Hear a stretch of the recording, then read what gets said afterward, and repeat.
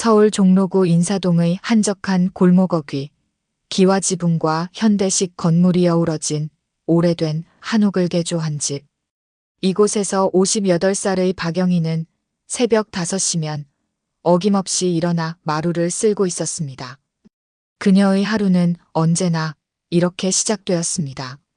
낡은 빗자루를 든 손은 세월의 흔적으로 주름져 있었고 관절염 때문에 가끔씩 욱신거렸지만 멈추지 않았습니다.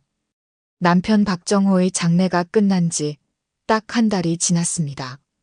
40년을 함께한 남편이 심근경색으로 갑작스레 세상을 떠난 후 집안은 고요했습니다.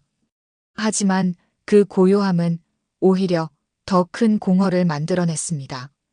평소 남편이 좋아하던 사랑은, 늘 도망간의 노래가 틀어지던 작은 라디오는 이제 거실 한 구석에서 먼지만 쌓여가고 있었습니다. 영희는 그 라디오를 볼 때마다 가슴이 미어지는 듯 했습니다. 남편이 아침마다 그 노래에 맞춰 콧노래를 부르던 모습이 선명하게 떠올랐기 때문입니다. 이 아침 영희는 검은색 상복 대신 남편이 좋아하던 연보라색 블라우스를 입고 서재 정리를 시작했습니다. 이제 좀 밝은 색깔 옷도 입어야지, 여보. 라고 속삭이며 거울 앞에서 옷매무새를 가다듬었습니다.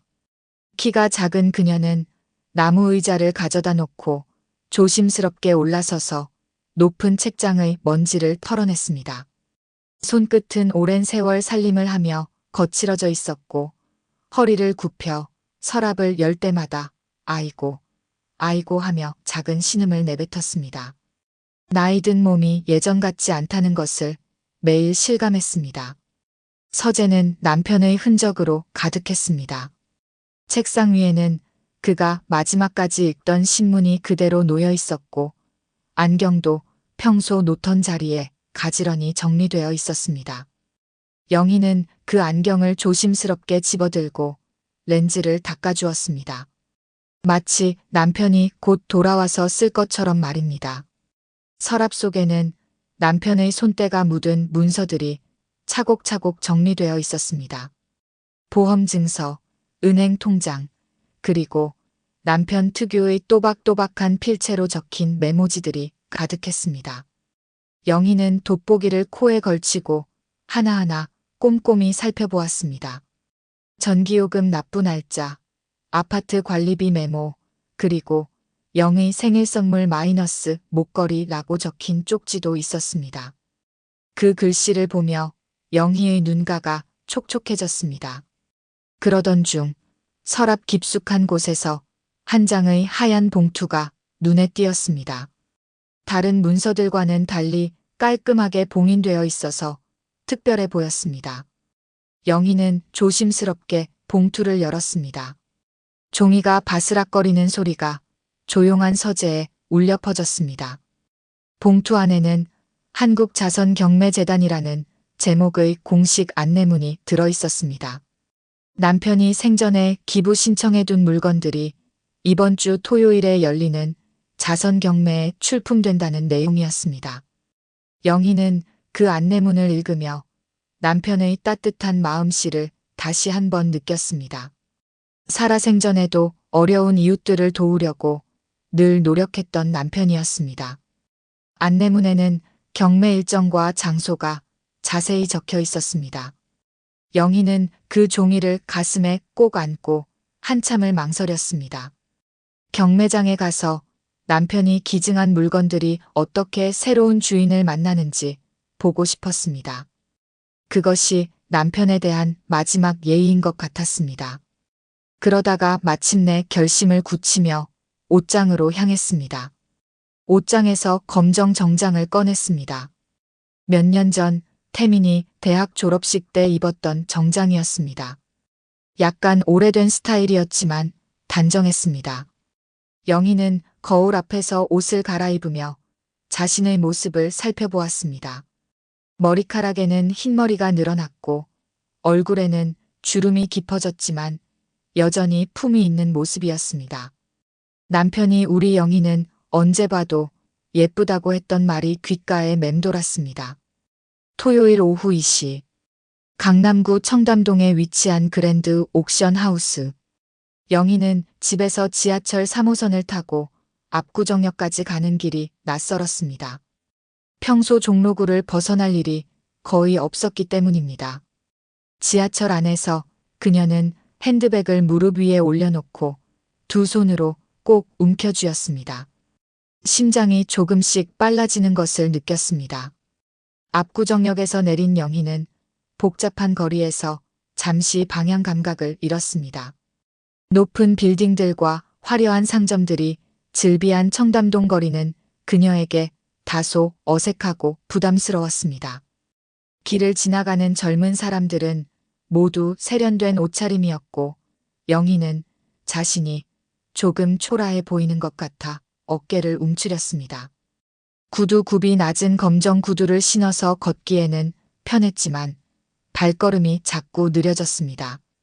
한참을 헤맨 끝에 그랜드 옥션 하우스라는 간판이 보였습니다.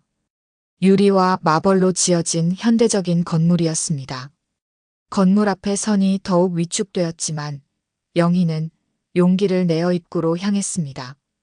경매장 입구에서 접수를 마친 영희는 212번이라고 적힌 작은 번호판을 받았습니다. 접수원은 친절하게 처음 오셨나요? 경매 진행 방식을 설명해 드릴까요? 라고 물었습니다. 영희는 고개를 끄덕이며 간단한 설명을 들었습니다. 원하는 물건이 나오면 번호판을 들어 올리면 된다는 것, 가격이 올라가면서 진행된다는 것 등을 알려주었습니다. 경매장 안으로 들어서니 그 규모에 압도되었습니다. 높은 천장에는 웅장한 크리스털 샹들리에가 걸려 있었고 은은한 조명이 전체 홀을 비추고 있었습니다. 200여 명의 사람들이 빼곡히 앉아 있었는데 대부분 영희보다 젊어 보였고 옷차림도 고급스러웠습니다. 영희는 가운데 줄 왼쪽 끝자리를 찾아 조심스럽게 앉았습니다. 자리에 앉은 영희는 번호판을 무릎 위에 조심스럽게 올려놓았습니다. 손가락으로 번호판의 모서리를 꼼지락거리며 긴장을 달랬습니다. 주변을 둘러보니 다들 익숙한 모습으로 대화를 나누고 있었습니다. 영희는 혼자인 것이 조금 외로웠지만 남편을 위해서라는 생각으로 마음을 다잡았습니다. 잠시 후 그녀의 바로 옆자리에 누군가 앉았습니다. 영희는 고개를 살짝 돌려 옆 사람을 보았습니다. 30대 중반으로 보이는 젊은 남자였습니다. 짙은 회색 맞춤 수트를 입고 있었는데 재질이 고급스러워 보였습니다. 손목에는 은색 시계가 은은하게 빛나고 있었고 키는 175cm 정도로 키가 큰 편이었습니다. 머리는 단정하게 뒤로 넘겨 빗어놓았고 날카로우면서도 지적인 눈매를 가진 남자였습니다. 그 남자는 앞을 응시하며 무언가 깊은 생각에 잠긴 것 같았습니다. 영희는 그의 옆모습을 보며 뭔가 친숙한 느낌을 받았지만 정확히 무엇인지는 알 수 없었습니다. 그때 사회자의 목소리가 마이크를 통해 경매장 전체에 울려 퍼졌습니다. 신사숙녀 여러분, 오늘 저희 자선 경매에 참석해 주셔서 감사합니다. 경매를 시작하기 전에 오늘 특별히 귀한 분을 소개해 드리겠습니다. AI 업계의 신흥 재벌로 주목받고 계신 넥스트젠 AI 장현우 회장님께서 자리해 주셨습니다. 따뜻한 박수로 맞이해 주시기 바랍니다. 영희는 무심코 고개를 오른쪽으로 돌렸습니다. 그리고 그 순간 그녀의 심장이 덜컥 내려앉았습니다. 마치 세상이 멈춘 것 같았습니다. 옆자리에 앉은 남자의 옆얼굴이 그녀의 눈에 들어온 순간이었습니다. 각진 턱선, 살짝 올라간 눈꼬리, 미간 사이의 작은 점까지 모든 것이 그녀가 15년간 꿈에서도 그리던 얼굴과 똑같았습니다. 숨이 막혔습니다. 눈을 비비고 다시 봐도 똑같았습니다. 그녀의 아들 박태민. 22살의 엄마, 저는 더 넓은 세상을 보고 싶어요. 이해해 주세요라며 배낭 하나만 메고 떠났던 아들. 대학 입시에 실패한 후 방황하던 아들이 어느 날 갑자기 생각할 시간이 필요해요라고 말하며 부산항에서 배를 타고 동남아시아로 떠난 뒤 15년간 소식이 끊긴 바로 그 아들의 얼굴이었습니다. 영희의 손이 심하게 떨리기 시작했습니다. 무릎 위에 올려둔 번호판이 떨리는 손 때문에 미끄러질 뻔했습니다. 급히 두 손으로 번호판을 붙잡았지만 떨림은 멈추지 않았습니다. 입술이 바짝 말라버렸고 목구멍이 막힌 것 같아 침을 삼키기 어려웠습니다. 옆자리의 남자는 앞을 똑바로 응시하고 있어서 그녀의 시선을 눈치채지 못했습니다. 영희는 가슴이 미친 듯이 두근거려 견딜 수 없었습니다. 18년간 하루도 빠짐없이 기다린 아들의 얼굴이 바로 옆에 있다는 것이 현실인지 꿈인지 구분할 수 없었습니다. 하지만 한편으로는 의심도 들었습니다. 설마 정말 태민이일 리가. 이름도 다르고 나이도 맞지 않는 것 같았습니다. 하지만 그 얼굴, 그 눈매, 그 턱선은 절대 착각할 수 없었습니다. 그것은 어머니만이 알 수 있는 직감이었습니다. 영희는 옆자리 남자를 계속 훔쳐보았습니다. 그의 호흡, 손가락 움직임, 앉는 자세까지도 어릴 적 태민이와 닮아 있었습니다. 특히 집중할 때 미간을 살짝 찌푸리는 습관은 태민이 공부할 때 했던 것과 똑같았습니다. 그리고 무엇보다 경매 번호판을 들고 있는 그의 왼손등에 선명하게 보이는 흉터가 영희의 시선을 사로잡았습니다. 길이로는 3cm 정도, 새끼손가락과 약지 사이로 비스듬히 난 희미한 흰색 상처였습니다. 영희는 그 흉터를 절대 잊을 수 없었습니다. 태민이가 7살 때였습니다. 종로구 탑골공원 근처 초등학교 운동장에서 친구들과 축구를 하다가 넘어지면서 깨진 소주병 조각에 손등을 깊게 베었던 것입니다. 피가 많이 나서 응급실로 급히 달려가 5바늘을 꿰맸고 영희는 밤새 아이의 손을 잡고 지켜보았습니다. 괜찮아, 태민아. 엄마가 여기 있어. 그때 그녀가 계속 반복했던 말이 지금도 선명하게 기억났습니다. 경매장의 웅성거림과 박수 소리가 계속되고 있었지만 영희의 귀에는 자신의 심장 소리만 들렸습니다. 쿵쾅쾅쾅. 너무 빨리 뛰어서 숨이 가빠졌습니다. 손바닥에는 식은땀이 났고 등에도 땀이 흘렀습니다. 태민아, 정말 내가 맞니? 엄마가 18년간 기다린 내 아들이 맞니? 그녀의 마음속 목소리는 간절했습니다. 18년간 한 번도 멈춘 적 없는 그리움과 애타는 모정이 한꺼번에 솟구쳤습니다. 동시에 두려움도 밀려왔습니다. 만약 정말 태민이라면 왜 연락하지 않았을까? 왜 다른 이름으로 살고 있을까? 혹시 자신을 인정하지 않으려 할까? 영희는 옆자리 남자가 혹시 자신을 알아볼까봐 고개를 돌려 앞을 보려고 노력했습니다. 하지만 자꾸만 눈길이 그에게로 향했습니다. 18년간 그리워했던 아들이 바로 옆에 앉아 있다는 기적 같은 상황을 받아들이기 어려웠습니다. 사회자는 계속해서 경매 진행에 대한 안내를 하고 있었지만 영희의 머릿속은 온통 혼란스러웠습니다. 가슴 깊은 곳에서부터 뜨거운 무언가가 올라오는 것을 느꼈습니다. 그것은 모성애였고 그리움이었고 동시에 절망적인 희망이었습니다. 며칠 동안 영희는 경매장에서 본 얼굴을 잊을 수 없었습니다. 집안일을 하다가도 저녁 뉴스를 보다가도 심지어 잠자리에 누워서도 그 얼굴이 계속 떠올랐습니다. 낡은 바이올린 소리에 굳어있던 그의 표정, 왼손 등의 희미한 흉터, 그리고 찰나의 순간 스쳐간 눈빛 속 주저함까지도 선명하게 기억났습니다. 아니야, 내가 착각한 거야. 영희는 몇 번이나 속으로 자신을 다그쳤습니다. 하지만 밤마다 눈을 감으면 그 얼굴이 더욱 또렷하게 떠올랐습니다. 새벽 3시, 4시까지 뒤척이다가 결국 침대에서 일어나 거실로 나왔습니다. 작은 거실 소파에 앉아 오래된 가족 앨범을 펼쳤습니다. 노란 빛이 도는 사진들 속에서 젊은 태민이 웃고 있었습니다. 초등학교 입학식 사진, 중학교 체육대회 사진, 고등학교 졸업 사진까지 사진을 하나하나 넘길 때마다 영희의 가슴은 저려왔습니다. 태민이의 웃음, 눈매, 입술선, 그리고 손등의 작은 흉터까지 경매장에서 본 남자의 얼굴과 겹쳐지며 심장이 쿵 하고 내려앉았습니다. 특히 태민이가 13살 때 찍은 사진을 보며 영희는 확신했습니다.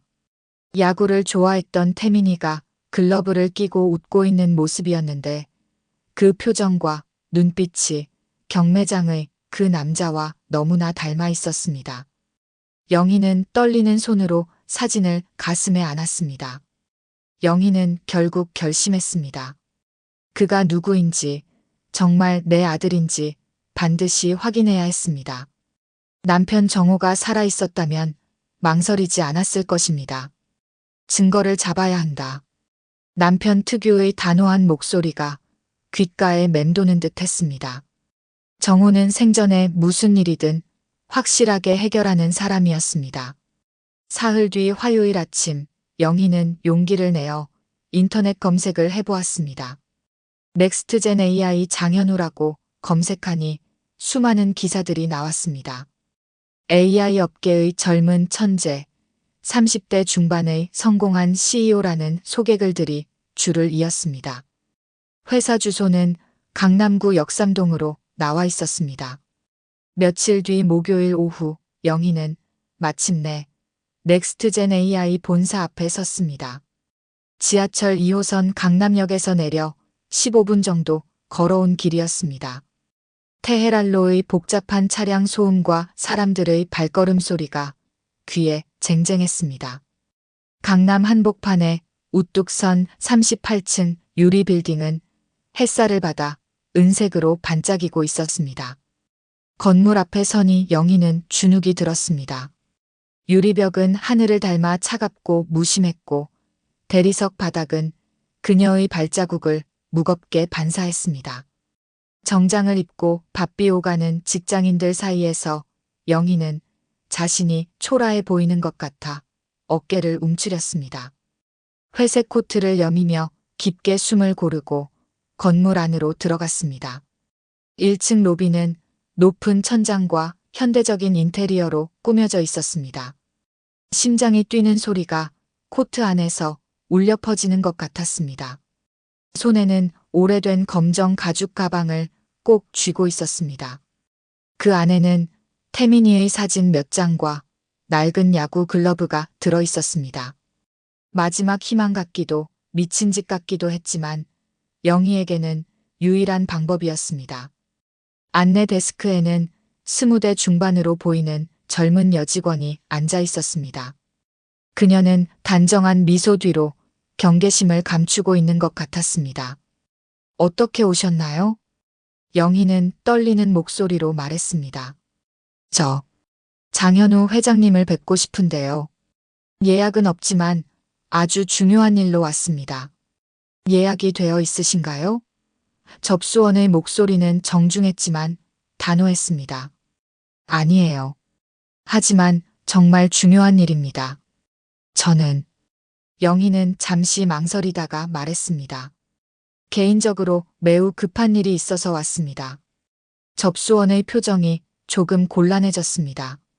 죄송하지만 사전 예약 없이는 회장님을 뵙기 어려우실 것 같습니다. 일정이 매우 빡빡하거든요. 그때 접수원이 내선 전화를 받더니 잠시만 기다려주세요라고 말했습니다. 곧 정장 차림의 30대 여성이 엘리베이터에서 내려와 로비로 걸어왔습니다.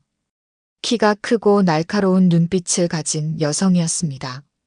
침착한 말투로 자신을 소개했습니다. 안녕하세요. 저는 장현우 회장님의 비서 강주연입니다. 어떤 일로 오셨는지 여쭤봐도 될까요? 영희는 가방 끈을 더 꽉 움켜쥐며 대답했습니다. 개인적으로 정말 중요한 일이 있어서 왔습니다. 꼭 회장님을 뵙고 싶습니다. 강주연 비서는 정중하지만 단호하게 말했습니다. 정말 죄송합니다만 회장님 일정이 오늘 하루 종일 꽉 차 있습니다. 내일이나 다음 주에 예약을 잡아드릴까요? 영희는 고개를 저었습니다. 목소리가 떨렸지만 간절함이 배어 있었습니다. 오늘 꼭 만나야 합니다. 제게는 시간이 많지 않아요. 정말 급한 일입니다. 목소리가 갈라지며 눈물이 차올랐습니다. 비서의 눈빛이 잠시 흔들렸지만 곧 다시 업무적인 표정으로 돌아왔습니다. 죄송합니다, 부인. 회장님께서 직접 허락하시지 않으면 어려울 것 같습니다. 그 순간 로비 한쪽의 엘리베이터가 띵 소리와 함께 열렸습니다. 여러 명의 임원들과 함께 장현우가 걸어 나왔습니다. 진한 네이비 정장을 입은 그는 사람들 사이에서도 단연 눈에 띄었습니다. 당당한 걸음걸이, 단정하게 메어진 은색 넥타이, 그리고 어딘가 고독해 보이는 분위기까지. 영희는 숨을 삼켰습니다. 발끝에서부터 온몸이 떨려왔습니다. 18년 만에 이렇게 가까이서 보는 아들의 얼굴이었습니다. 경매장에서 볼 때보다 더 확실해졌습니다. 저 사람이 태민이라는 것을. 현우가 로비를 가로질러 걸어오다가 영희의 시선을 느낀 듯 걸음을 멈췄습니다. 잠시 둘의 눈이 마주쳤습니다. 영희의 가슴이 터질 것 같았습니다. 입술이 먼저 열렸습니다. 회장님, 잠시만 시간을 내주실 수 있을까요? 강주연 비서가 재빨리 다가와 말했습니다. 회장님, 예약 없이 오신 분인데. 하지만 현우는 손을 들어 비서를 제지했습니다. 영희를 한참 바라보더니 조용히 말했습니다. 괜찮습니다. 제 사무실로 모시죠. 그의 말에 주변 임원들의 시선이 잠시 머물렀습니다. 영희는 다리에 힘이 풀릴 것 같았지만 억지로 곧게 걸음을 내디뎠습니다. 엘리베이터 안에서 둘은 말없이 서 있었습니다. 층수가 올라갈 때마다 영희의 심장도 더 빨리 뛰었습니다. 35층 회장실은 넓고 고요했습니다.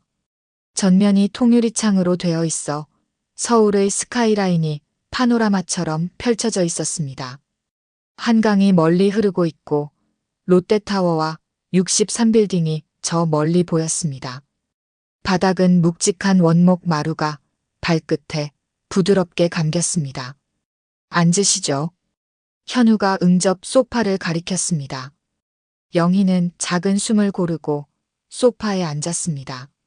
가죽 가방을 무릎 위에 올려놓으니 손끝이 미세하게 떨렸습니다. 현우는 맞은편 소파에 앉아 그녀를 바라봤습니다.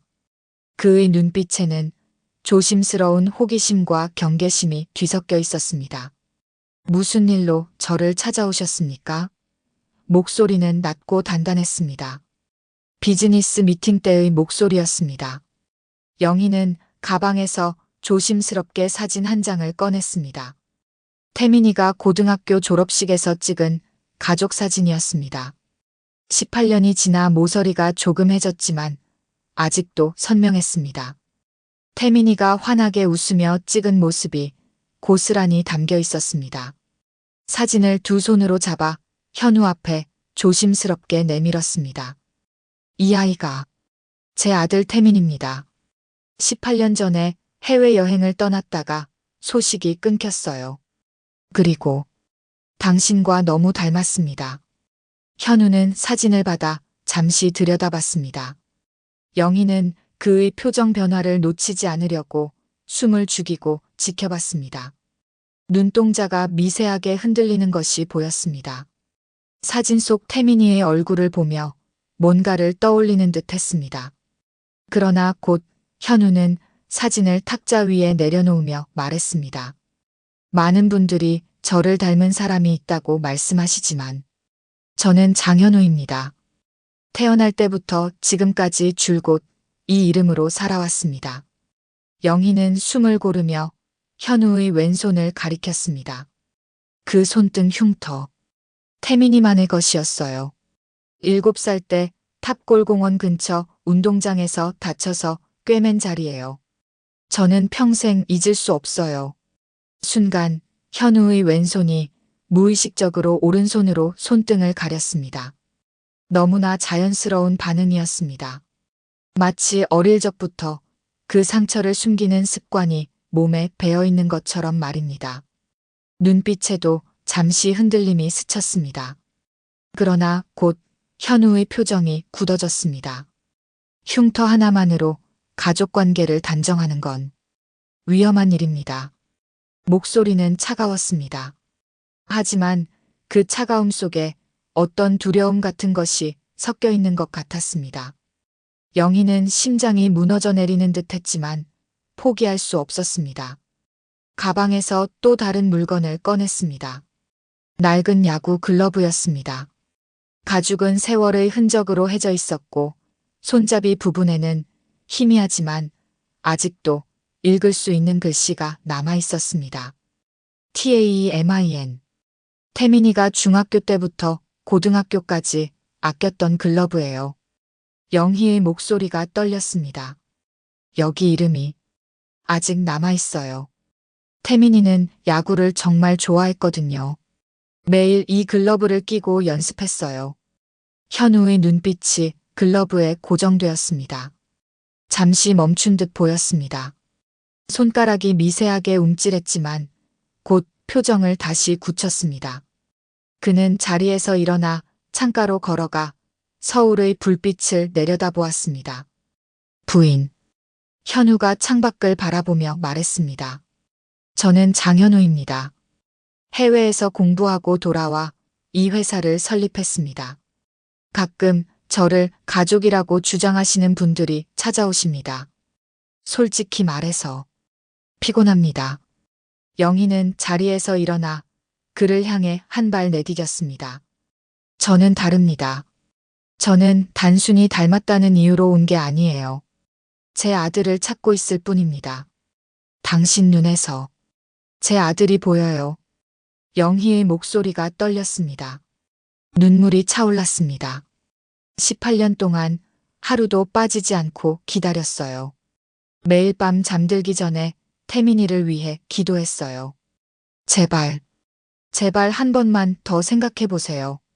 현우는 창가에 등을 기대고 한참 침묵했습니다.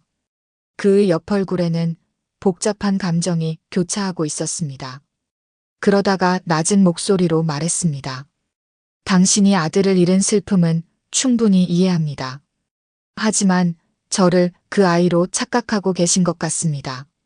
그의 말은 단호했지만 그 눈빛은 어딘가 흔들리고 있었습니다. 영희는 절망감에 휘청거렸습니다. 하지만 마음속에서는 더 강한 다짐이 일어났습니다. 포기할 수 없어. 진실을 꼭 밝혀내야 한다. 그가 누구든 왜 다른 이름으로 살아가는지 반드시 알아내야 한다. 현우는 시계를 확인하며 말했습니다. 죄송하지만 다음 일정이 있어서 오늘은 이만 실례하겠습니다. 영희는 떨리는 손으로 사진과 글러브를 다시 가방에 넣었습니다. 하지만 포기하지 않았습니다. 회장님, 마지막으로 한 가지만 여쭤봐도 될까요? 혹시 꿈에서 바이올린 소리를 들은 적이 있나요? 그 질문에 현우의 발걸음이 잠시 멈췄습니다. 돌아보지는 않았지만 어깨가 미세하게 긴장하는 것이 보였습니다. 안녕히 가세요. 현우가 조용히 말했습니다. 영희는 무거운 발걸음으로 회장실을 나섰습니다. 엘리베이터를 타고 1층으로 내려가는 동안 눈물이 주르르 흘렀습니다. 하지만 마음속에는 희망의 불씨가 여전히 타오르고 있었습니다. 현우의 미세한 반응들, 흔들리는 눈빛, 무의식적인 행동들이 모두 그가 태민이라는 것을 말해주고 있었습니다. 건물을 나서며 영희는 다짐했습니다. 꼭 다시 만날 거야. 그리고 진실을 밝혀낼 거야. 며칠 뒤 화요일 저녁, 영희는 다시 그를 마주하게 되었습니다. 이번에는 회사가 아니라 병원이었습니다. 집에서 저녁 뉴스를 보고 있던 중 넥스트젠 AI 장현우 회장의 7살 아들이 희귀 혈액 질환으로 중환자실에 입원이라는 속보가 화면에 떠올랐습니다. 영희는 찻잔을 들고 있던 손이 멈춰버렸습니다. 리모컨이 바닥에 떨어졌지만 신경 쓸 겨를이 없었습니다. 화면 속 현우는 기자들 앞에서 아이의 빠른 회복을 위해 최선을 다하고 있습니다라고 말했지만 그의 얼굴은 창백했고 눈빛은 절망으로 가득해 보였습니다. 평소 당당하던 모습과는 전혀 다른 초췌한 모습이었습니다.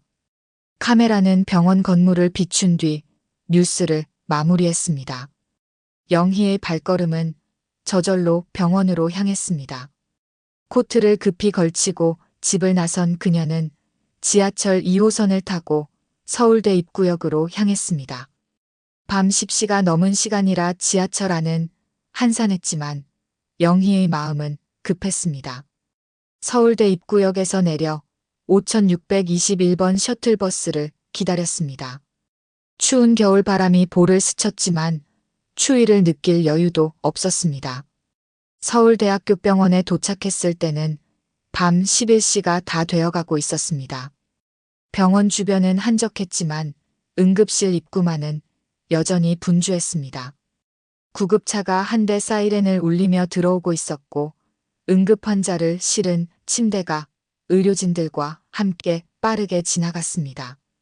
영희는 안내 데스크에서 면회 시간이 끝났다는 말을 들었지만 가족이라고 거짓말하며 간신히 엘리베이터에 올라탔습니다. 소아병동 7층. 엘리베이터 문이 열리자마자 특유의 소독약 냄새가 콧속을 파고들었습니다. 복도는 은은한 조명으로 밝혀져 있었고 간헐적으로 울리는 심장 모니터의 삑-삑- 소리가 규칙적으로 들렸습니다. 간호사들이 조용히 순회하며 환자들을 돌보고 있었고 가끔 휠체어 바퀴가 리놀륨 바닥을 굴러가는 소리가 들렸습니다. 복도 끝에서는 어린 환자의 작은 울음소리도 들려왔습니다. 영희는 간호사 스테이션에서 조심스럽게 물어보았습니다. 장현우 회장님 아드님, 어느 병실에 계신가요? 가족분이세요? 당직 간호사가 의심스러운 눈빛으로 물었습니다. 네, 할머니입니다. 영희는 가슴이 두근거리며 거짓말을 했습니다. 703호 중환자실인데요. 면회 시간이 끝났어서 직계 가족만 들어가실 수 있어요.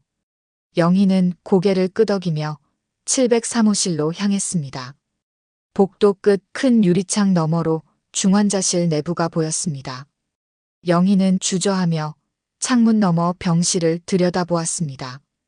작은 침대 위에 누워있는 소녀는 너무나 창백했습니다. 우빈이라는 7살 아이는 영희가 상상했던 것보다 훨씬 작고 여위어 보였습니다. 가느다란 팔에는 여러 개의 수액 라인이 꽂혀 있었고 투명한 링거백에서 약물이 천천히 떨어지고 있었습니다. 작은 이마에는 열로 인한 땀이 송골송골 맺혀 있었고 코와 입을 덮은 투명한 산소 마스크 안으로 작은 입김이 흐릿하게 서려 있었습니다.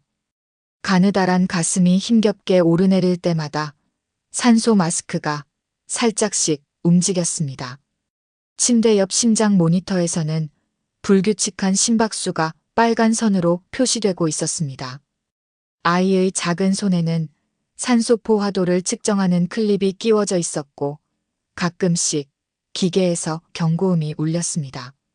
그 곁에서 현우가 플라스틱 의자에 앉아 아이의 작은 손을 두 손으로 꼭 쥐고 있었습니다.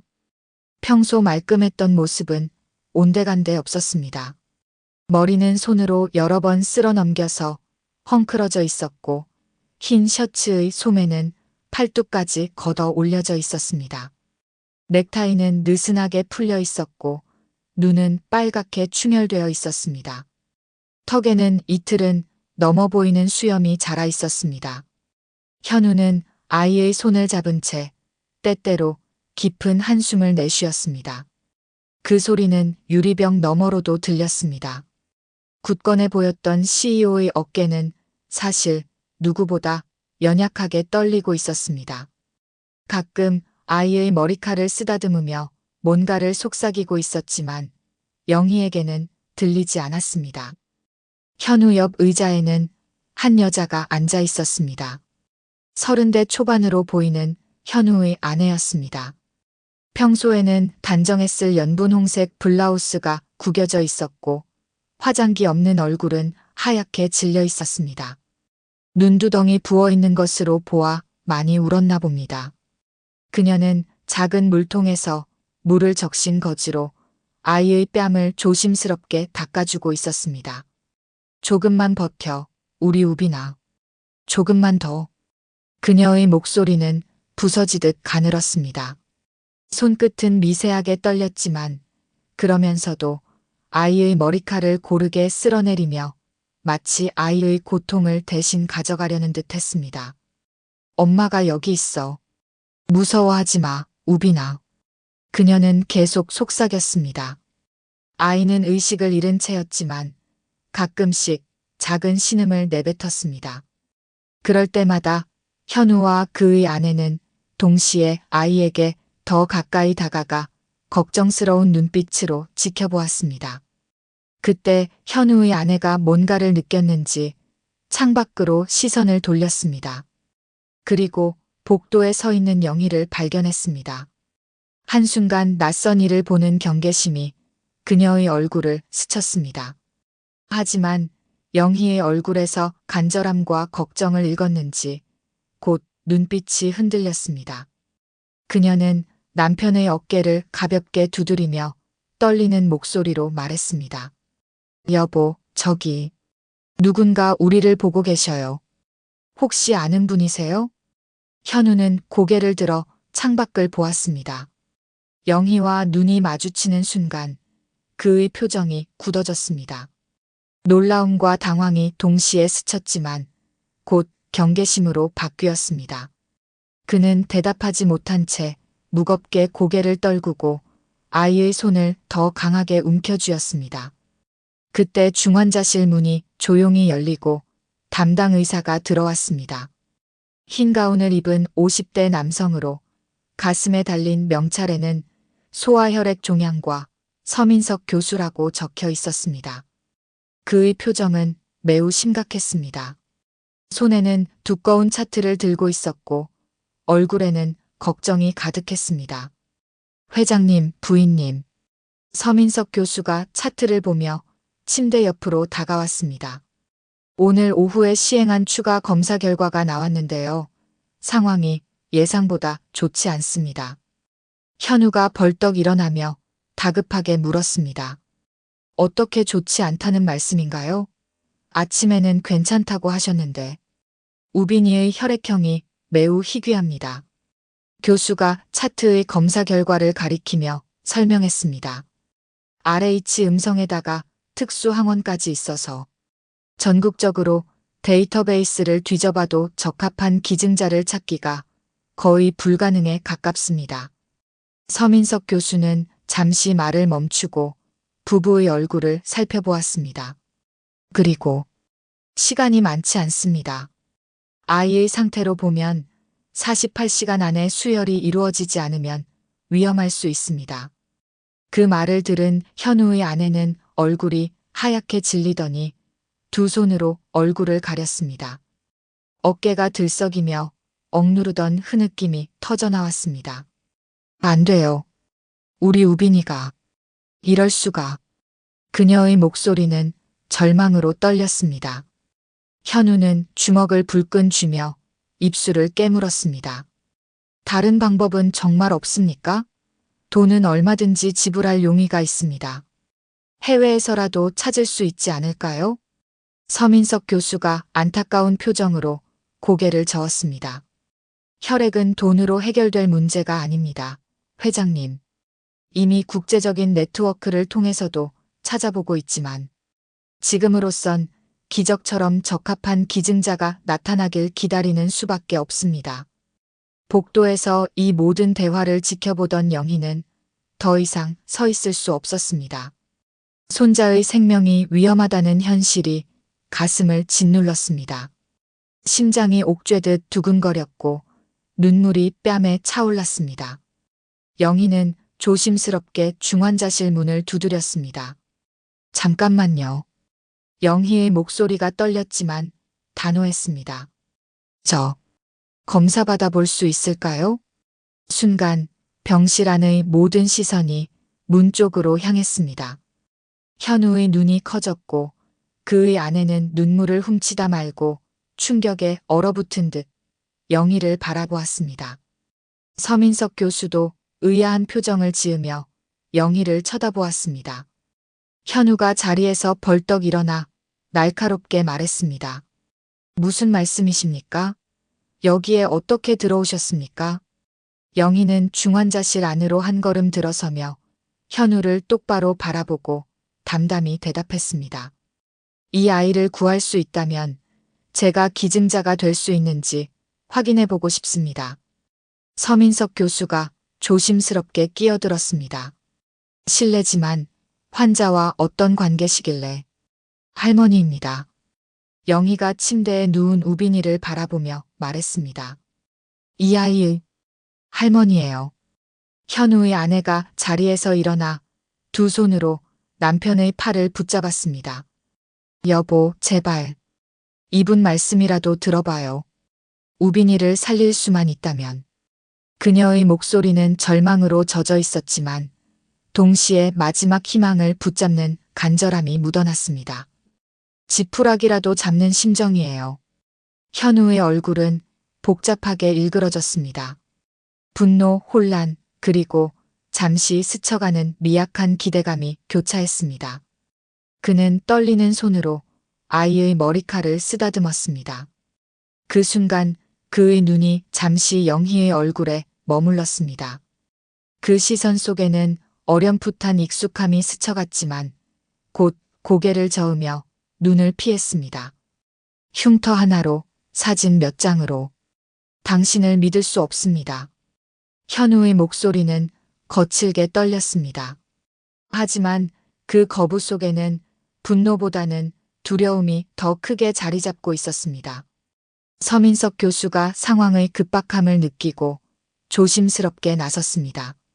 어쨌든 시간이 없으니 일단 혈액 검사부터 진행해 보시는 게 어떨까요? 결과를 보고 나서 판단하셔도 늦지 않을 것 같습니다. 영희는 고개를 끄덕였습니다. 네, 지금 당장 해주세요. 체혈실로 향하는 복도에서 영희는 코트를 벗고 팔을 걷어 올렸습니다. 찬 병원 공기에 피부가 오싹했지만 마음만은 단단했습니다. 젊은 간호사가 알코올 솜으로 팔의 혈관 부위를 꼼꼼히 소독하고 가느다란 주사 바늘을 찔렀습니다. 얇은 바늘이 혈관을 뚫고 들어오는 순간의 아픔보다 가슴 속에서 일어나는 울림이 더 크게 다가왔습니다. 빨간 혈액이 시험관으로 흘러들어가는 것을 보며 영희는 속으로 기도했습니다. 제발, 제발 우빈이를 살릴 수 있게 해주세요. 2시간 뒤 응급검사 결과가 나왔습니다. 서민석 교수가 결과지를 들고 중환자실로 돌아왔을 때 그의 표정에는 놀라움이 가득했습니다. 믿기 어렵지만 교수가 결과지를 자세히 보며 말했습니다. 적합성이 매우 높습니다. 혈액형은 물론이고 HLA 항원까지도 거의 완벽하게 일치합니다. 이런 경우는 정말 드문데 직계 가족이 아니면 나오기 어려운 수치입니다. 현우와 그의 아내가 동시에 영희를 바라보았습니다. 아내의 눈에는 희망의 불빛이 번쩍 떠올랐습니다. 정말요? 정말 우빈이를 살릴 수 있는 거예요?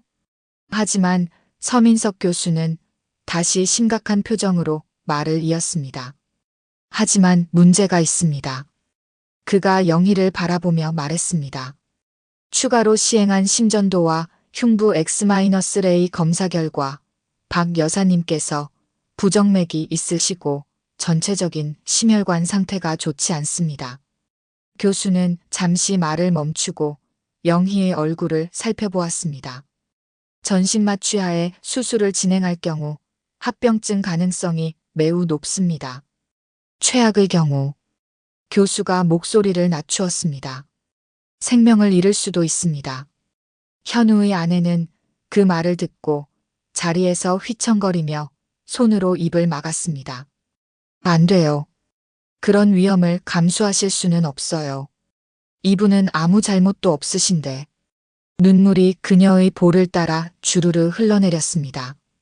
현우도 자리에서 벌떡 일어나 목소리를 높였습니다. 그렇다면 수술은 절대 불가능합니다. 다른 방법을 찾아야 합니다. 하지만 그의 눈빛은 흔들렸습니다. 강하게 거부하는 말 뒤에는 자식을 잃을까 두려워하는 아버지의 절망이 숨어 있었습니다. 영희는 천천히 일어나 현우를 똑바로 바라보았습니다.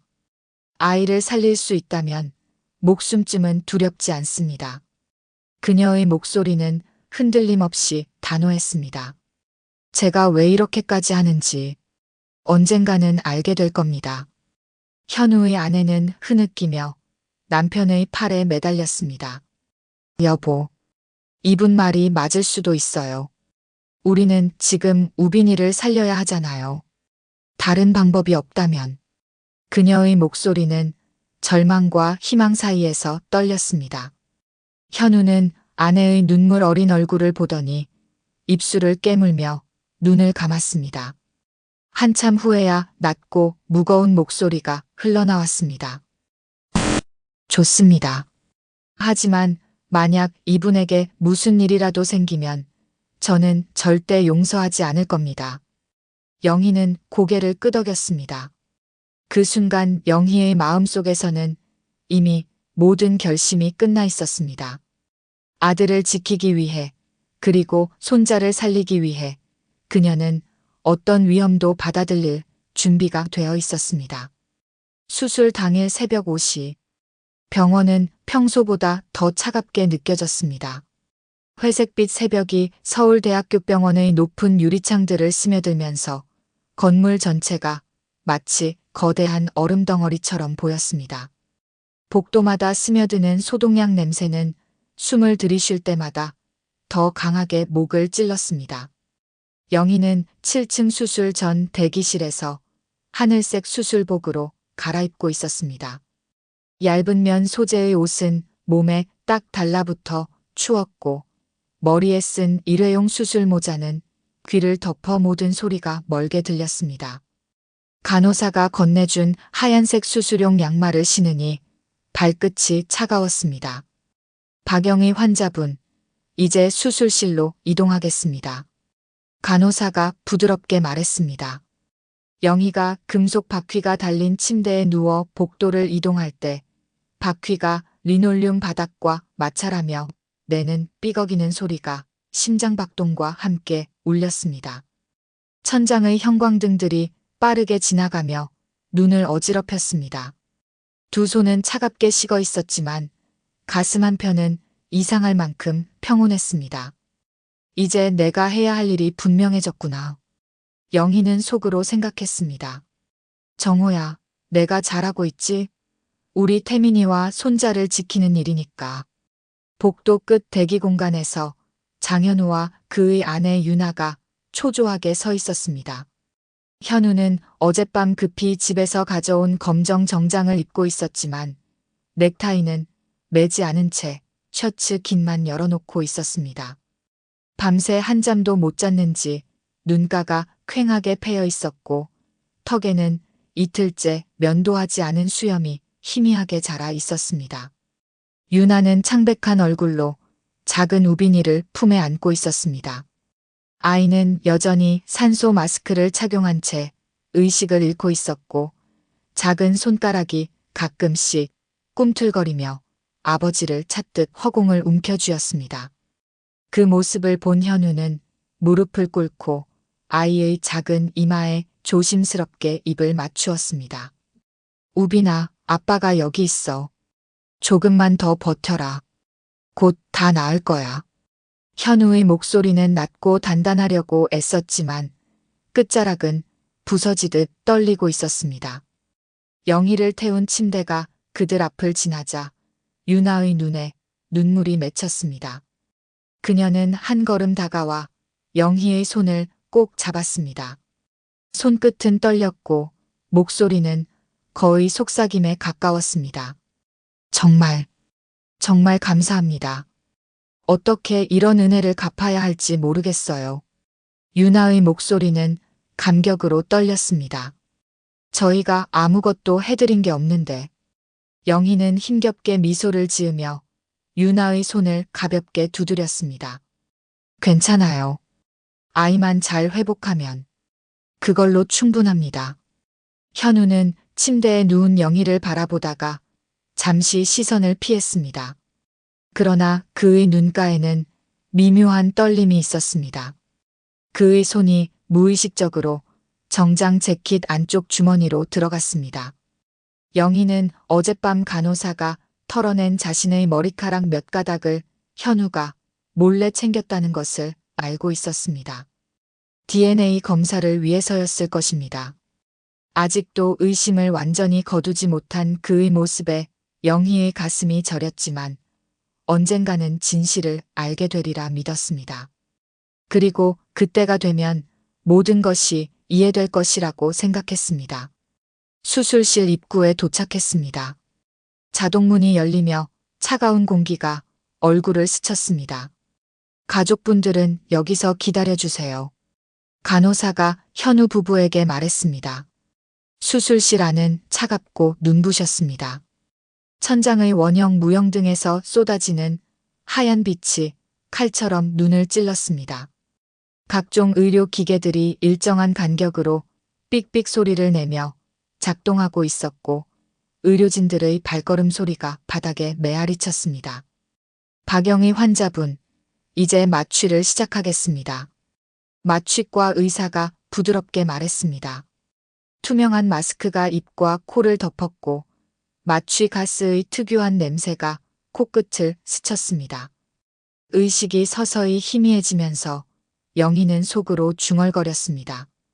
여보, 나 잘하고 있지? 우리 태민이, 그리고 손자 우빈이 꼭 살려낼게. 당신이 하늘에서 지켜봐주고 있다면 힘을 주세요. 눈꺼풀이 무겁게 내려앉으며 의식이 멀어져 갔습니다. 한편 수술실 밖 대기실에서는 현우와 유나가 불안하게 기다리고 있었습니다. 대기실은 조용했지만 긴장감이 가득했습니다. 유나는 플라스틱 의자에 앉아 두 손을 꼭 모으고 기도하듯 중얼거렸습니다. 제발, 제발 우빈이만 살려주세요. 그리고 그분도 무사히 회복하시게 해주세요. 그녀의 목소리는 간절했습니다. 현우는 의자에 앉아 있었지만 전혀 안정이 되지 않았습니다.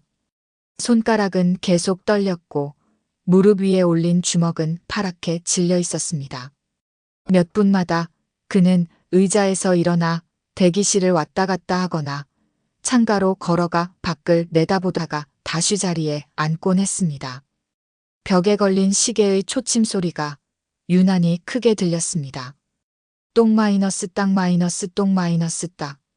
현우의 눈은 그 초침을 쫓듯 불안하게 움직였고 입술은 피가 날 정도로 깨물고 있었습니다. 여보, 앉아요. 계속 돌아다니면 더 힘들어요. 유나가 남편의 손을 잡아 끌었습니다. 앉아 있을 수가 없어. 현우가 거친 목소리로 대답했습니다. 만약에라도 그분에게 무슨 일이 생기면. 그때 현우의 휴대폰이 진동했습니다. 병원 로비에서 기다리고 있던 사립탐정으로부터 온 전화였습니다. 현우는 벌떡 일어나 복도로 나가 전화를 받았습니다. 네, 말씀하세요. 회장님, DNA 검사 결과가 나왔습니다. 탐정의 목소리가 전화기를 통해 들려왔습니다. 박영희 씨와 회장님의 유전자 일치도는 99.9%입니다. 모자 관계가 확실합니다. 그 순간 현우의 손에서 휴대폰이 미끄러질 뻔했습니다. 다리에 힘이 빠져 복도 벽에 손을 짚고 간신히 버텼습니다. 머릿속이 하얗게 변했습니다. 회장님? 회장님 들리세요? 전화기에서 탐정의 목소리가 들렸지만 현우는 대답할 수 없었습니다. 현우는 천천히 눈을 감았습니다. 18년 전 기억들이 파노라마처럼 스쳐갔습니다. 어머니가 매일 아침 끓여주던 미역국, 아플 때 밤새 간병해주던 따뜻한 손길, 그리고 자신이 집을 떠날 때 눈물을 훔치며 잘 다녀와라고 말했던 그 마지막 인사. 엄마. 입술 사이로 터져나온 단어는 18년 만에 처음 부르는 것이었습니다. 목소리는 어린아이처럼 떨렸습니다. 유나가 복도로 나와 남편의 이상한 모습을 발견했습니다. 여보, 무슨 일이에요? 안색이 왜 그래요? 현우는 한참 동안 말을 잇지 못했습니다. 목이 메어서 소리가 나오지 않았습니다. 눈물이 볼을 타고 흘러내렸습니다. 그분이 현우의 목소리가 떨렸습니다. 정말 내 어머니야. 유나의 눈이 커졌습니다. 잠시 말을 잇고 서 있더니 남편을 꼭 끌어안았습니다. 이제야 알았구나. 늦었지만 다행이에요. 정말 다행이야. 18년 동안 현우가 아내의 어깨에 얼굴을 묻고 흐느꼈습니다. 18년 동안 엄마가 날 찾고 있었는데 난 기억도 못하고 2시간 반이 지났습니다. 수술실의 빨간 불이 꺼지고 초록불이 켜졌습니다. 곧이어 자동문이 열리며 서민석 교수가 피곤한 얼굴로 나왔습니다.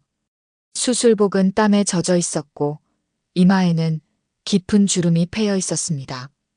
현우와 유나가 동시에 달려갔습니다. 선생님, 우빈이는 어떻게 됐습니까? 현우가 다급하게 물었습니다. 간 이식 수술은 성공적으로 끝났습니다. 서민석 교수가 마스크를 벗으며 말했습니다. 이식된 간 조직이 잘 자리 잡고 있고 아이의 생체 지수도 안정적입니다. 회복 가능성이 매우 큽니다. 그 말에 현우와 유나는 동시에 안도의 눈물을 쏟았습니다. 유나는 두 손으로 얼굴을 가리고 감격했습니다. 정말요? 정말 우빈이가 괜찮은 거예요? 네, 다만 완전한 회복까지는 시간이 필요합니다. 최소 2-3주는 중환자실에서 지켜봐야 하고요. 하지만 서민석 교수의 표정은 여전히 무거웠습니다. 그는 잠시 망설이다가 입을 열었습니다. 하지만 박영의 환자분의 상태가 좋지 않습니다. 현우의 얼굴에서 혈기가 가셨습니다. 무슨 말씀이세요? 수술 도중 예상보다 많은 출혈이 있었습니다.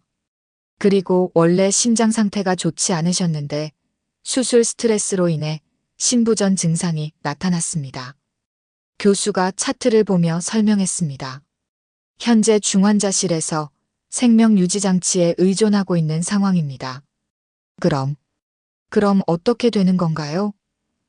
유나가 떨리는 목소리로 물었습니다. 앞으로 24시간이 고비입니다. 환자분의 의지와 회복력에 달려 있습니다. 현우는 비틀거리듯 복도 벽에 등을 기댔습니다. 다리에 힘이 빠져 주저앉을 것 같았습니다. 유나는 두 손으로 얼굴을 가리고 울부짖었습니다. 안 돼요. 그런 일이 일어나면 안 돼요. 현우는 고개를 떨군 채 두 손으로 얼굴을 감쌌습니다. 어깨가 크게 들썩이며 억눌러왔던 감정이 터져나왔습니다. 엄마, 제발 버텨주세요. 현우의 목소리는 떨리고 갈라졌습니다. 이제야 엄마를 알아봤는데 이럴 수는 없어요. 그는 처음으로 진심을 다해 엄마라고 불렀습니다. 18년 동안 잃어버렸던 그 단어가 입에서 나오는 순간 모든 기억이 물밀듯 돌아왔습니다. 중환자실 앞에는 간호사들이 분주히 오갔습니다. 여러 대의 기계에서 나오는 소리들이 복도에 울려 퍼졌습니다. 심전도, 모니터의 불규칙한 신호음, 인공호흡기의 기계적인 소리, 혈압 측정기의 주기적인 작동음이 뒤섞였습니다. 중환자실 유리창 너머로 영희의 모습이 보였습니다. 여러 개의 선이 몸에 연결되어 있었고 인공호흡기가 규칙적으로 가슴을 오르내리게 하고 있었습니다. 얼굴은 창백했지만 평온해 보였습니다. 영희는 의식이 희미한 상태에서도 주변의 소리들을 들을 수 있었습니다. 기계 소리들 사이로 어렴풋이 아들의 목소리가 들려왔습니다. 엄마, 제발 깨어나세요. 아직 할 말이 너무 많아요. 그 목소리를 듣고 영희는 마음속으로 미소를 지었습니다. 눈꺼풀은 무겁게 내려앉아 있었지만 가슴은 뜨겁게 벅찼습니다.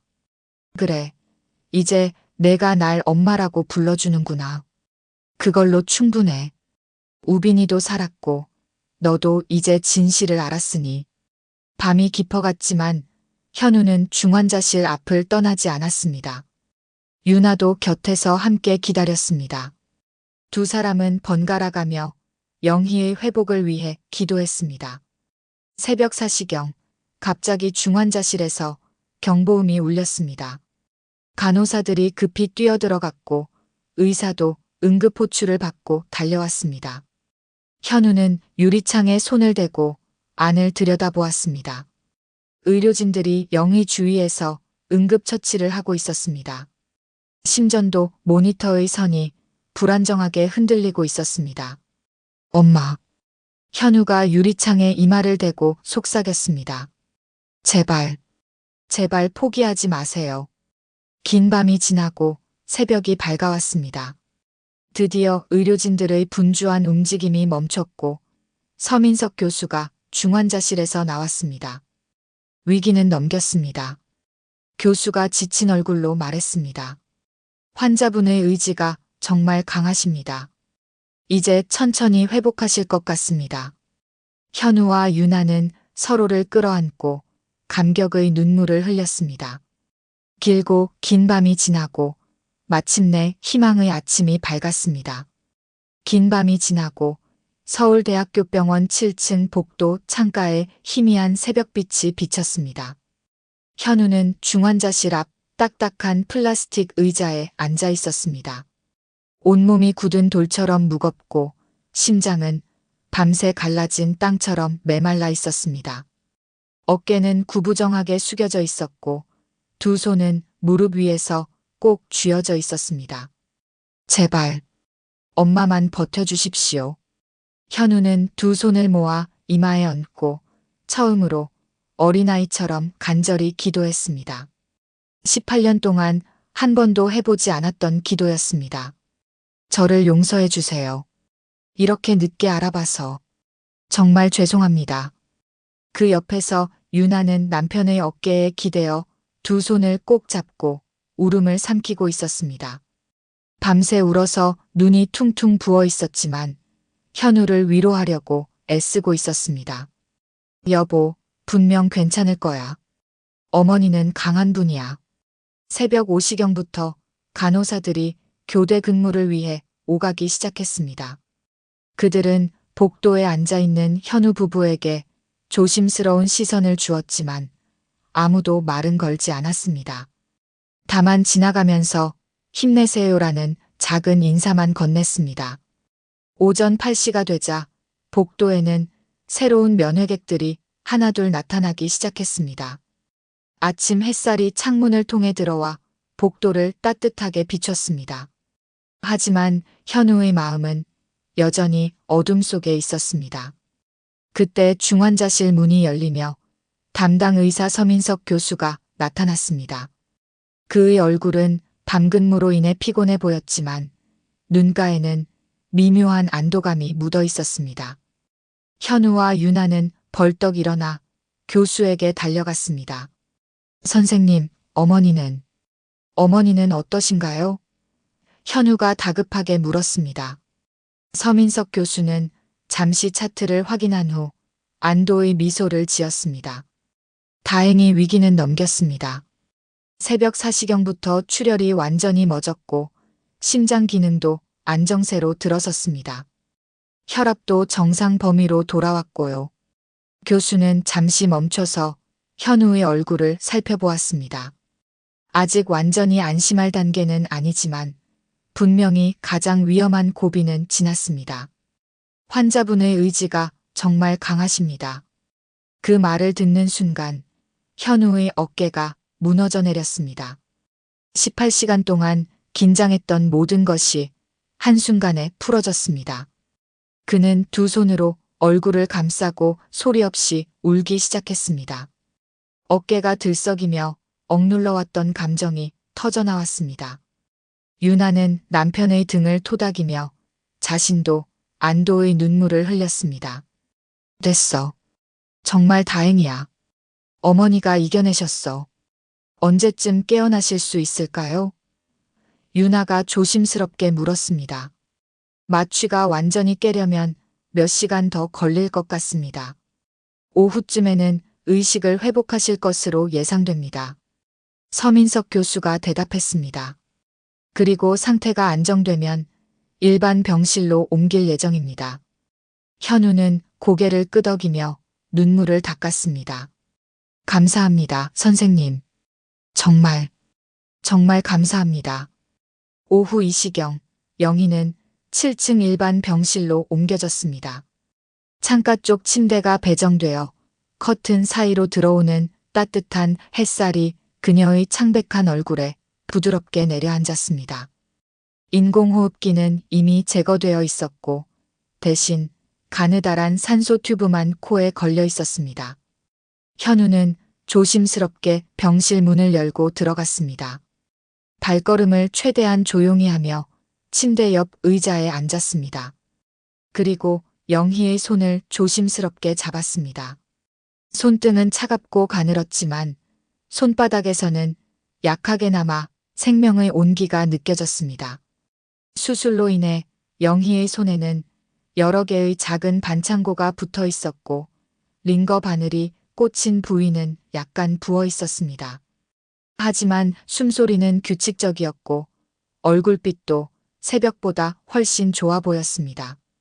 1시간 정도 그렇게 조용히 앉아있던 중 영희의 손가락이 미세하게 움직였습니다. 현우는 숨을 멈추고 그 움직임을 지켜보았습니다. 곧이어 영희의 눈꺼풀이 천천히 떨리기 시작했습니다. 엄마, 들리세요? 현우가 작은 목소리로 불렀습니다. 천천히 영희의 눈꺼풀이 열렸습니다. 처음에는 초점이 흐려서 천장을 멍하니 바라보았지만 곧 현우의 얼굴에 시선이 고정되었습니다. 그 순간 현우의 눈에서 뜨거운 눈물이 터져나왔습니다. 엄마, 정말 죄송해요. 현우의 목소리가 떨렸습니다. 이제야 알아봐서, 이제야 엄마라고 불러서 18년 동안 얼마나 기다리셨을까요? 영희의 눈에도 눈물이 맺히기 시작했습니다. 목이 아직 아팠지만 힘겹게 입술을 열었습니다. 그래, 내 아들, 태민아. 목소리는 쉬어 있었지만 분명했습니다. 영희는 떨리는 손을 들어 현우의 뺨을 쓰다듬었습니다. 손길은 약했지만 그 안에 담긴 18년간의 그리움과 사랑은 뜨겁고 무거웠습니다. 현우는 눈물을 흘리며 그 손길에 얼굴을 파묻었습니다. 엄마, 기억이 많이 흐려요. 현우가 영희의 손을 잡으며 말했습니다. 베트남에서 사고를 당한 후로 어릴 적 기억들이 많이 사라졌어요. 하지만 이 마음만은 분명히 알 수 있어요. 제가 엄마의 아들이라는 걸 이제는 온몸으로 느낍니다. 영희는 약한 미소를 지으며 속삭였습니다. 괜찮아. 기억은 천천히 돌아올 거야. 중요한 건 지금 우리가 다시 만났다는 거야. 18년 동안 매일 밤 너를 위해 기도했단다. 언젠가 다시 볼 수 있게 해달라고. 그 기도가 드디어 이뤄진 거야. 정말 많이 힘드셨죠? 현우가 영희의 손을 두 손으로 감쌌습니다. 아버지도 돌아가시고 혼자서 얼마나 외로우셨을까요? 아니야. 외롭지 않았어. 영희가 고개를 저었습니다. 너를 기다리는 동안은 외롭지 않았어. 언젠가 내가 돌아올 거라는 믿음이 있었거든. 그때 병실 문이 조심스럽게 열리며 유나가 들어왔습니다. 그녀는 작은 흰 장미 꽃다발을 품에 안고 있었습니다. 병원 1층 화원에서 방금 사온 것이었습니다. 어머니, 이제 면회가 가능하다고 해서 왔어요. 유나의 목소리는 떨렸지만 눈빛에는 기쁨이 가득했습니다. 어떻게 감사를 드려야 할지. 영희는 힘겹게 고개를 끄덕이며 유나를 바라보았습니다. 고마워요, 며느리. 우빈이를. 내 손자를 잘 지켜줘서 고마워요. 유나는 눈물이 차올라 말을 이을 수 없었습니다. 현우의 손을 꼭 잡고 서로 바라보며 무언의 감사를 나누었습니다. 어머니, 정말 감사합니다. 유나가 간신히 말을 이었습니다. 우빈이가 다시 웃을 수 있게 됐어요. 의사 선생님이 회복이 빠르다고 하셨어요. 1시간 뒤 간호사가 작은 휠체어를 끌고 들어왔습니다. 휠체어에는 우빈이가 앉아 있었습니다. 아직 수액줄이 달려 있고 얼굴이 조금 창백하긴 했지만 눈에는 생기가 돌아와 있었습니다. 할머니, 우빈이가 작고 귀여운 목소리로 불렀습니다. 영희의 눈이 커졌습니다. 손자를 직접 보는 것은 이번이 처음이었습니다. 수술 전에는 아이가 의식을 잃고 있었기 때문입니다. 영희는 힘겹게 두 팔을 벌리며 속삭였습니다. 이리 와, 내 손자야. 현우는 우빈이를 조심스럽게 침대 위로 안아 올렸습니다. 영희는 떨리는 손으로 아이의 작은 머리를 쓰다듬었습니다. 우빈이의 머리카락은 부드럽고 따뜻했습니다. 할머니가 저를 살려주셨어요? 우빈이가 천진난만하게 물었습니다. 그럼 할머니가 우빈이를 지켜준 거야. 영희가 미소 지으며 대답했습니다. 그 순간 병실은 감동의 눈물로 가득 찼습니다. 현우와 유나는 서로를 끌어안으며 조용히 울었고 영희는 손자를 품에 안고 행복한 눈물을 흘렸습니다. 저녁이 되자 가족 모두가 영희의 병실에 모였습니다. 현우는 영희의 침대 옆 의자에 앉아 어머니의 손을 잡았고 유나는 그 옆에서 우빈이를 무릎에 앉히고 있었습니다. 창밖으로는 서울의 야경이 반짝이고 있었고 한강이 멀리 흐르고 있었습니다. 병실 안은 따뜻한 조명으로 밝혀져 있었고 유나가 가져온 꽃다발이 작은 화병에 꽂혀 향기를 퍼뜨리고 있었습니다. 어머니, 현우가 조용히 말했습니다. 아버지 얘기를 들려주세요. 제가 기억하지 못하는 아버지에 대해서요. 영희는 잠시 천장을 바라보며 추억에 잠겼습니다. 내 아버지는 정말 좋은 사람이었어. 너를 얼마나 사랑했는지 몰라. 내가 실종됐을 때 그 사람이 제일 많이 힘들어했어. 영희의 목소리가 잠시 멈췄습니다. 아버지는 마지막까지 너를 찾으려고 노력했어. 그리고 돌아가시기 전에 말씀하셨어. 태민이가 언젠가 돌아올 거다. 그때까지 기다려야 한다고. 현우는 아버지의 사진을 떠올렸습니다. 경매장에서 본 안내문에 적힌 기증 물품들. 그것도 아버지가 자신을 찾는 방법 중 하나였을 것입니다. 아버지가 이끌어 주신 거예요. 현우가 감격스럽게 말했습니다. 아버지의 기증 물품 경매장에서 엄마를 만난 것도 모든 게 아버지의 계획이었던 것 같아요. 유나는 조용히 눈물을 닦으며 말했습니다. 어머니, 우리는 이제 더 이상 잃을 게 없어요. 서로를 찾았으니까요. 이제는 함께 지켜나가기만 하면 돼요. 우빈이가 할머니를 올려다보며 물었습니다. 할머니, 우리 이제 같이 살 수 있는 거예요? 할머니 집에 놀러 가도 돼요? 영희는 손자의 작은 손을 잡으며 웃었습니다. 물론이지. 할머니 집에는 내 아빠가 어릴 때 살던 방도 있어. 그 방에서 함께 놀 수 있어. 현우는 아이를 안으며 약속했습니다. 그래, 우빈아. 할머니와 아빠, 엄마, 그리고 우빈이. 우리 모두 함께야. 밤이 깊어가자 유나와 우빈이는 집으로 돌아갔습니다. 현우만 병실에 남아 영희 곁을 지켰습니다. 밤새 간병하겠다고 했지만 영희는 집에 가서 쉬라고 말렸습니다. 엄마, 18년 동안 혼자 계셨잖아요. 이제는 제가 곁에 있을게요. 현우가 단호히 말했습니다. 영희는 아들의 손을 꼭 잡았습니다. 그래, 고마워. 정말 고마워, 태민아. 그날 밤 현우는 오랫동안 어머니의 손을 잡고 있었습니다.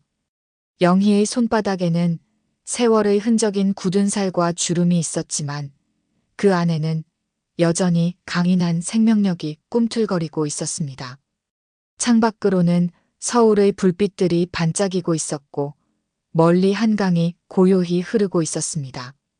병실 안은 평온했고 두 모자의 규칙적인 숨소리만 들렸습니다. 현우의 눈에서는 눈물이 끊임없이 흘렀지만 이번에는 슬픔이 아니라 감사의 눈물이었습니다. 18년의 공백 끝에 마침내 그들은 다시 하나가 되었습니다. 비록 아버지는 이 자리에 없지만 그의 사랑과 헌신은 여전히 가족을 이어주는 끈이 되어 주었습니다. 경매장에서의 만남, DNA 검사 결과, 그리고 생명을 건 수술까지 모든 것이 아버지가 하늘에서 이끌어준 기적이었습니다. 현우는 속으로 조용히 말했습니다. 아버지, 보고 계시죠? 당신이 그토록 원하시던 대로 우리 가족이 다시 모였습니다. 엄마도 건강하게 회복하셨고 우빈이도 살았어요.